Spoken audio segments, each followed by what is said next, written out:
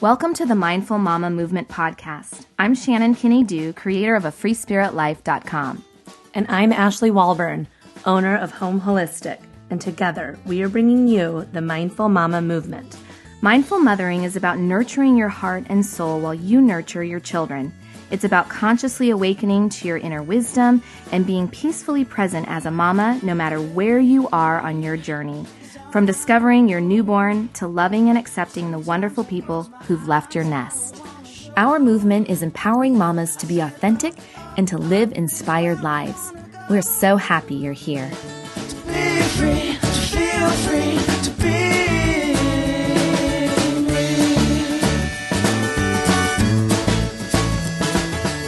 Hey everybody, it's Ashley. Welcome to episode 27.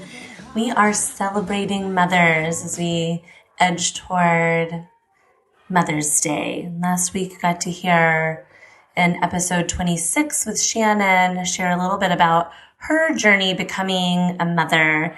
And today you're going to hear about mine. So I'm so glad to be here and just to be here by myself, sharing with you a little bit about the last 23 years of my life. I really don't remember who I was before I was a mother. I became a mom at age 21 and pregnant at age 20 with an unplanned pregnancy. I was in college and dating my high school and college boyfriend and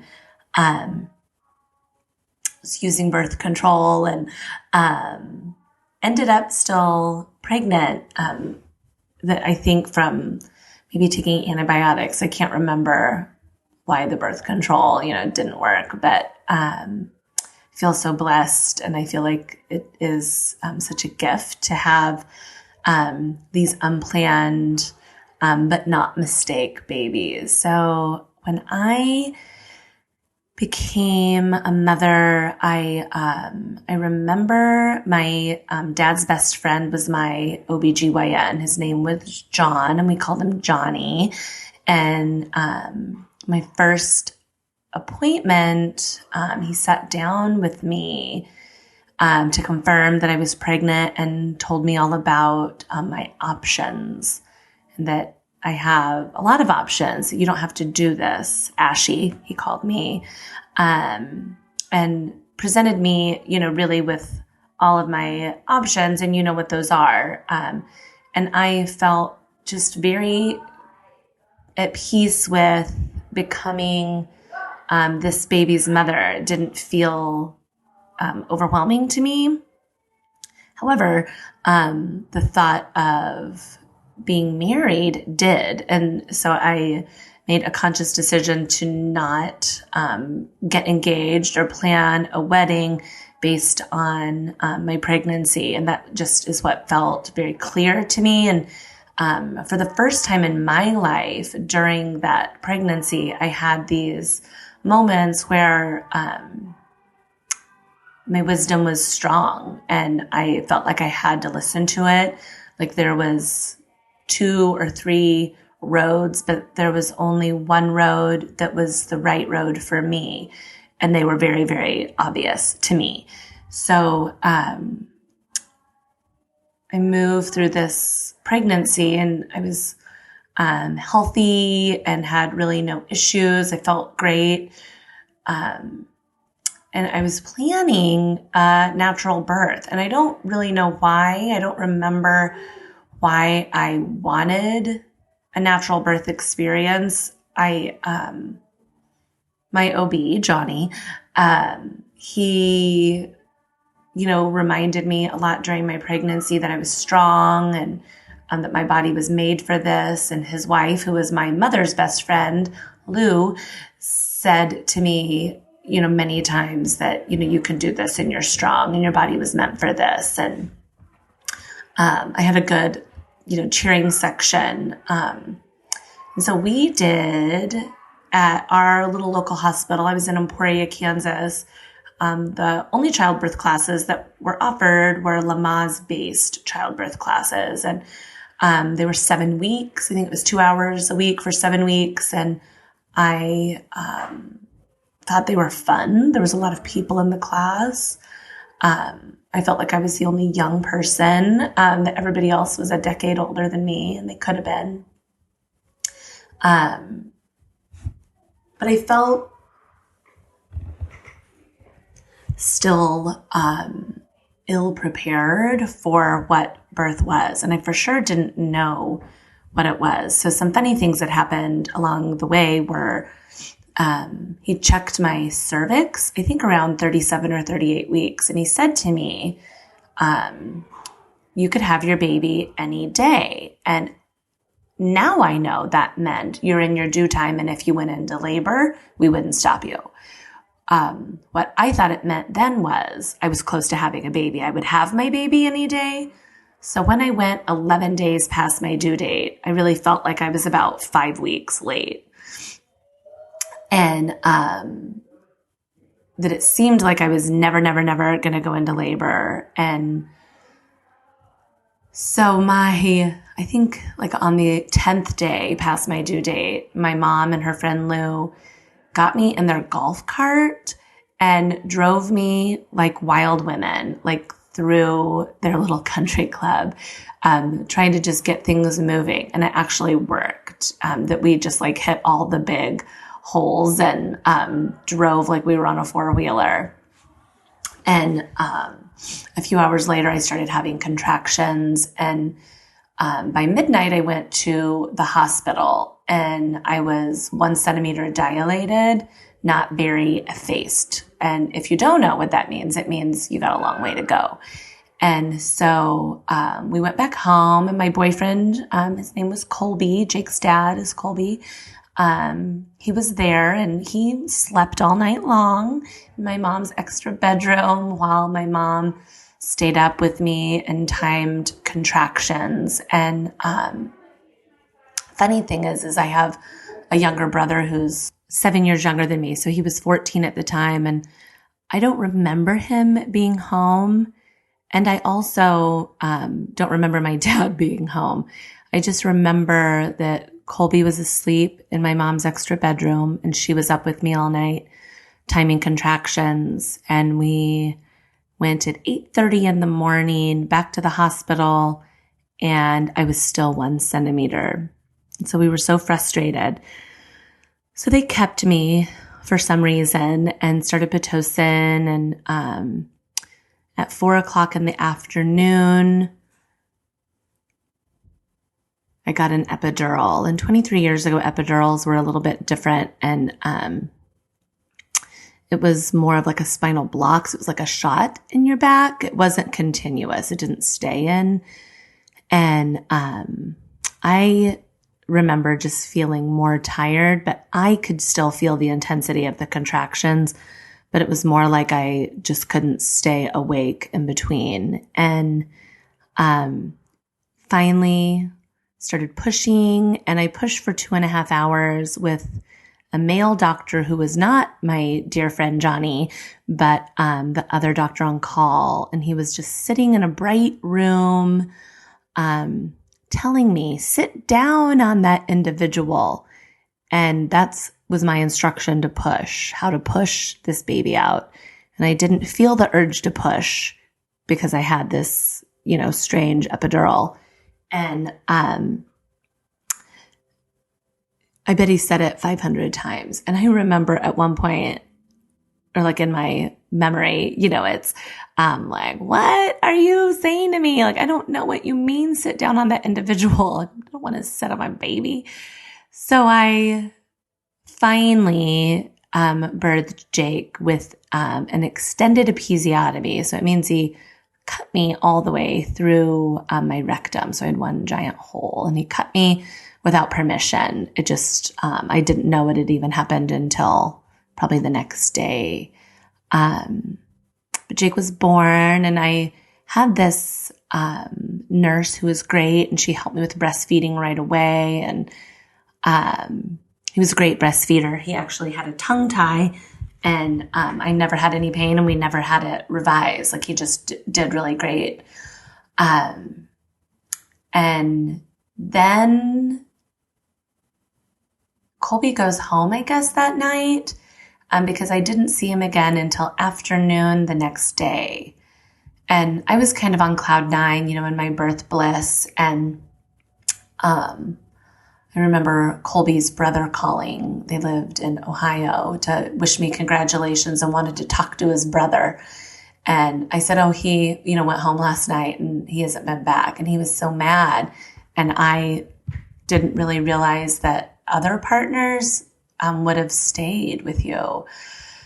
So I was really just alone, mostly. And I'm leaving the hospital the next day, and for the first time, I realized, oh my God, I'm going home with this baby, and I don't know what I'm doing.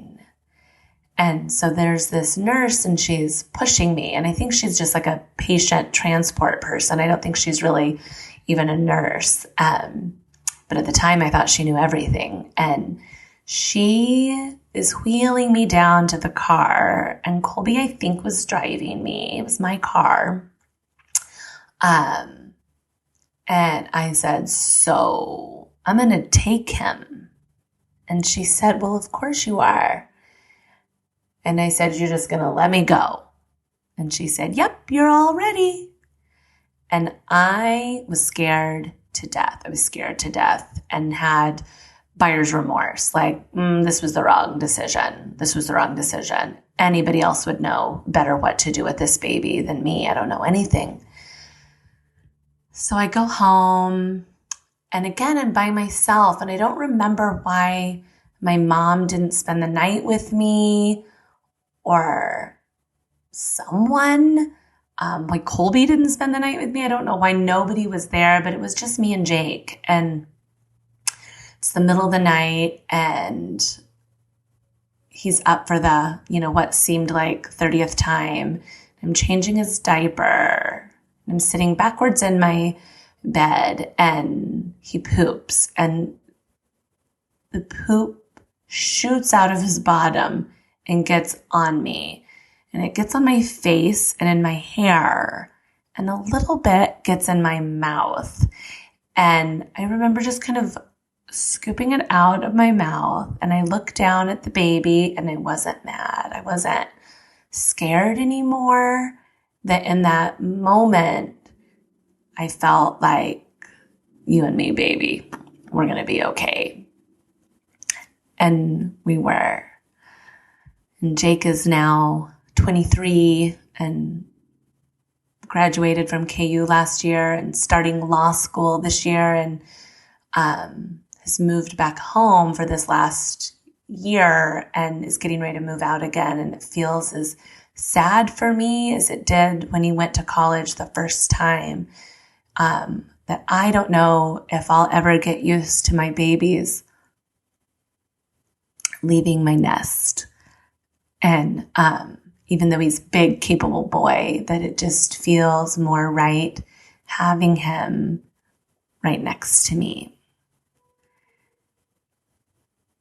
So then comes Ben. So Jake is about 7.5 when I gave birth to my next baby. And Ben was my only planned baby. So I married Will when Jake was 6. We'd been dating for years before that, and he's the best guy ever. And I for sure did know I wanted to marry him, and wasn't sure I wanted to have any more children. That, I felt really content and at peace with just Jake. And he said, I'd really like to have one baby. So I said, okay, then let's do it. And so we were married, and about 9 months later started trying to get pregnant, and got pregnant pretty quickly. And I knew that I wanted my birth experience to be very different. And I was living in Kansas City, and my obstetrician kind of broke up with me when I told him I wanted a natural birth. But he introduced me to my midwife, whose name was Judy, and she was amazing. Judy and Pam were my midwives back then. And I felt so supported and so informed. And I took a Bradley method childbirth course, which is 12 weeks of natural childbirth preparation and education. And Ben was 8 days past his due date when I had him, and it was a long, hard day. And I had 2 midwife students with me who really acted as workers, like they were like my doulas, and my husband, of course, and my sister was there, who's 2 years older than me, and my cousin was there. So I had a big team, plus my midwife. And Ben, I was very committed to not having an epidural. I wanted to feel my body push. I wanted to make sure I didn't have any tearing. And so when it was finally time to push, I felt the urge, and I only pushed for about 30 minutes and Ben was born. But there was meconium in my amniotic fluid when I had him, which means he'd had a bowel movement before birth, and he'd swallowed it. So he came out and he needed to be intubated. And so quickly, the neonatologist and 2 neonatal nurses, mommy baby nurses, were working on Ben. And he was in the same room as me, but across the room. And kind of everything inside of me was like, put my baby back on me, put my baby back on me. And it seemed like it was hours. And I think it was probably only minutes that he was gone, but he was away from me. And Ben, within 24 hours of being born, started being colicky. So he was crying a lot and wanted to nurse continuously. He had a bad latch, so I had a lot of pain with nursing. And he wanted to do skin to skin, and that baby was on me and stayed on me. And for months, he cried and cried and cried, and was often up from about 10 p.m. until 4 or 5 a.m. crying and screaming. And for me, that period of my life just felt hard. And it felt really lonely. And this is my husband's first baby, and I had such an easy parenting experience with Jake, and I just felt like, how could that have been so easy? And this is so hard and so confusing. And I felt like, dude, I'll cut off my arm for you. Like, I'll give you anything. Just tell me what you want, baby. And it seemed like nothing was ever enough unless he was nursing continuously. And when he was 8 months old, maybe 8.5 months, I'd literally been nursing him continually for 8.5 months. And I remember looking at him one day and saying, today is the last day I'm going to nurse you. And it was. And I quit cold turkey, which is tricky and I wouldn't recommend it. But I was done nursing him. This was a Monday. And Friday, my very best friend, Amy, got engaged. And so we got dressed up and met them out for a drink and came home and had sex, and I got pregnant. So I quit nursing on a Monday and I was pregnant on Friday. And I really remember knowing within weeks, I'd never had a period after I quit nursing. So by the time I'd quit nursing for about 5 or 6 weeks, I called my midwife and she said, oh no, you better come in. And it was positive. And I really thought, there's no way I can do this again. I can't have another Ben. He's so hard. And then I had what I would call a tricky pregnancy. I had restless legs during that pregnancy, and I had a really, really bad cough for months. And I was at the time refusing to take any medicine, not going to put anything poisonous in my body. And so I really didn't sleep. And Ben was still in bed with us, not sleeping well. But for about the last 8 weeks of pregnancy, I didn't sleep well. And so at 11 days before his due date, I was induced. And thank goodness it was an easy induction. Then I went to the hospital and we did some nipple stimulation. And I don't remember if we did Pitocin or not, but I went from 5 centimeters to complete in about 30 minutes. And I pushed one time. And Cole was laid right on my belly. And he, because he was 11 days before his due date, still had a lot of vernix on him, which is kind of like butter. And so he was really sticky. But my midwife laid him on my belly. And I remember her saying, "Watch this." And he started migrating like he was crawling. And he crawled up to my breast and started nursing. And during that pregnancy, I'd had a bad pap smear, which really just meant that I had cervical lesions, which they would call rapidly growing cervical dysplasia. So I had to have surgery when Cole was about 3 months old. And they told me I would never, they removed half of my cervix because of this cervical cancer. And they told me that because my cervix was so shallow now that I would never hold another pregnancy. And I was really okay with it. I had 3 babies. And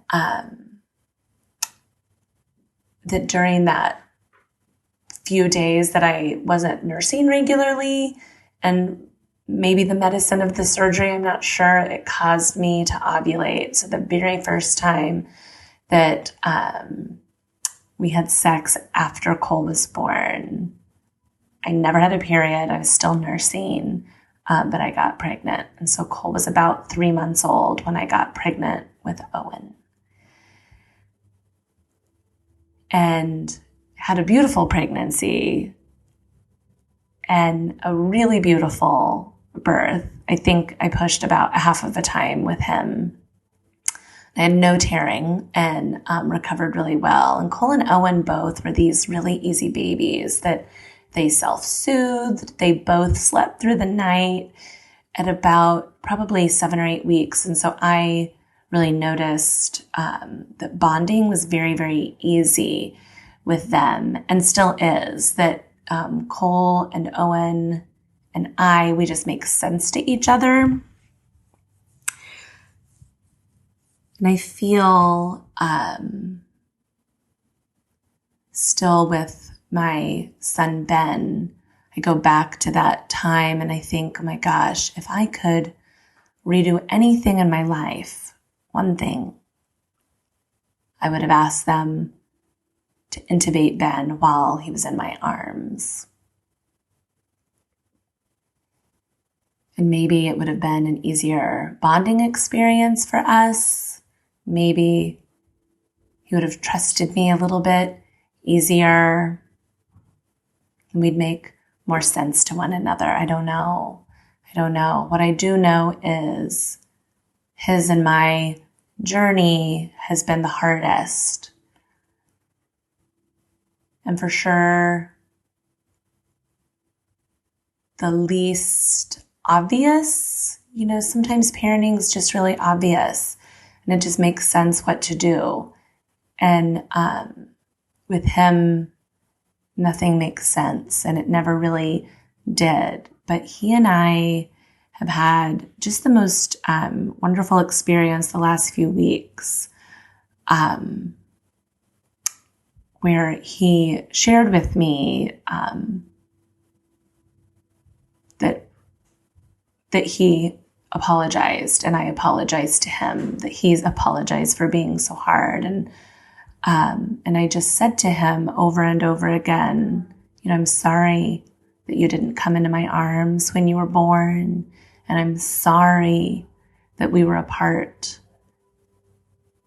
But I was always there.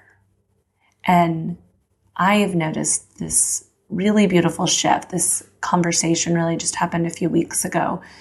And a really just beautiful shift where, like there's a little twinkle in his eye when he talks to me instead of dissatisfaction. And, we'll see where it goes. I do believe and I do know that we can't control sometimes when our babies come to us. I believe now that they come at the exact right time.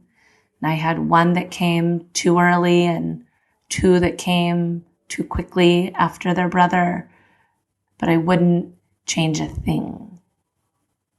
And I couldn't have planned my life this way, but I would recommend it. And that when things don't go so great and we have things that aren't optimal, like a hard birth or separation because of an illness, that we can come back together with a reminder that it wasn't our fault and that we love them and that we're not going to leave them. I'm still your mama.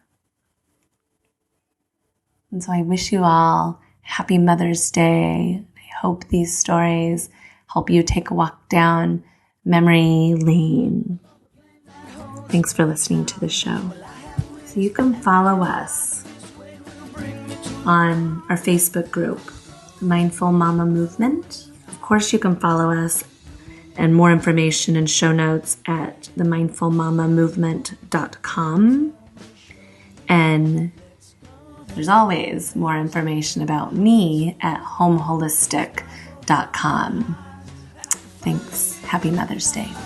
Your heart and your soul.